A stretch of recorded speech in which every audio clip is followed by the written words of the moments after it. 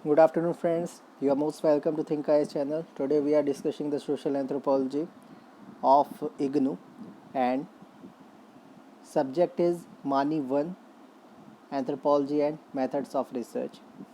And we are discussing the introduction of anthropology. Anthropology, being the study of human beings, combines in the one discipline the approaches of both the biological and social sciences. Its problems center on the one hand on human as a member of animal kingdom, and on the other hand on their behavior as a member of society. Furthermore, the anthropologist does not limit herself or himself to any particular group of men or to any one period of history. On the contrary, he or she is much interested in earlier forms of man and his or her behavior as in those of the present day. And a discipline that claims to study of the humanity, all of humanity, is claiming a great deal. Such an ambitious endeavor is obviously beyond the capabilities of a single individual, for no one person could possibly master the knowledge needed to study human beings in their entirety. Therefore, within anthropology, there are specialties and divisions, and each anthropologist elects to concentrate on only some of these. Anthropology is a highly diversified field, and as such, to acquire in depth knowledge, an anthropologist ideally specializes in one of the branches.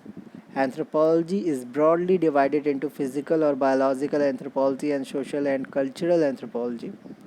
There are many subfields within these, archaeological anthropology and linguistic anthropology being the main ones. They in fact encompasses such vast concerns, and they are studied separately. However, the significance of the core twofold division of the field into physical and socio-cultural anthropology is that humans are always both biological and cultural beings. Our species has a particular kind of physical structure, physiology, and biochemistry, and all human beings also have a particular culture.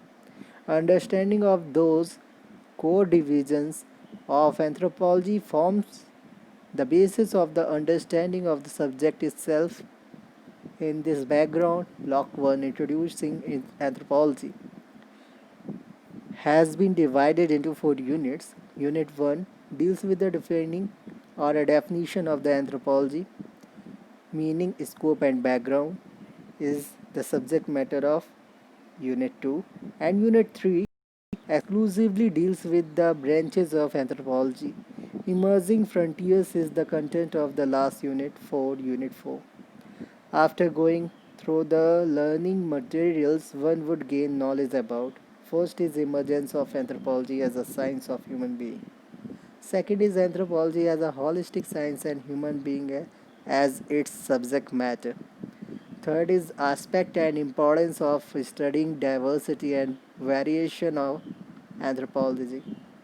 Fourth is anthropological study of diversity and variation in Indian context and its related issues. Fifth is relevance of comparative method in anthropology. Sixth is the meaning, scope, and background of anthropology. Seventh is the growth and development of anthropology during Renaissance period and in the period of Enlightenment. Eighth is anthropology as a natural, social, and humanizing science. Ninth is how anthropology is unique in terms of its holistic perspective. Tenth is comprehend about the different branches of anthropology. 11th is interpret how current realms can be explored within the subject.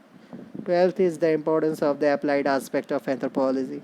13 is use of anthropology in the management and corporate world. 14th is anthropology in the policy making and governance, its history and present context. These objectives would serve the purpose of understanding the subject matter of the anthropology in greater detail in the following units. Thank you very much.